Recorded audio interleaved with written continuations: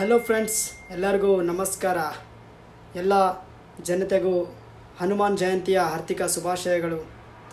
ಬೆಂಗಳೂರಿಗೆ ಬಂತು ಆಘಾತ. ಏನಪ್ಪ ಅಂತಂದರೆ ಎಲ್ಲ ಡೆಲಿವರಿ ಬಾಯ್ಸ್ಗಳಿಗೆ ಗಾಡಿಗಳನ್ನ ಸೀಸ್ ಮಾಡ್ತಾ ಇದ್ದಾರೆ. ಆ ಗಾಡಿಗಳಿಗೆ ಎಲ್ಲೋ ಬೋರ್ಡ್ ಇರಬೇಕಂತೆ. ಡೆಲಿವರಿ ಮಾಡಬೇಕಂತಂದರೆ ಪ್ರತಿಯೊಬ್ಬರು ಡ್ರೆಸ್ ನೋಡಿ ಇವರು ಡೆಲಿವರಿ ಬಾಯ್ ಅಂತೇಳಿ ಕಂಡುಹಿಡಿದು ಅವ್ರ ಗಾಡಿಗಳನ್ನೆಲ್ಲ ಸೀಸ್ ಮಾಡ್ತಾ ಇದ್ದಾರೆ.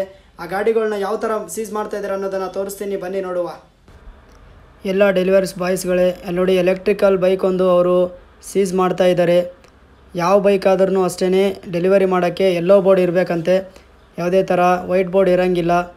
ಅದಕ್ಕೋಸ್ಕರ ಕೆಲವೊಬ್ಬರು ಆ ಗಾಡಿಗಳನ್ನ ಯೂಸ್ ಮಾಡ್ತಾ ಇರ್ತೀರ, ಯೂಸ್ ಮಾಡೋದನ್ನು ಬಿಟ್ಬಿಡಿ.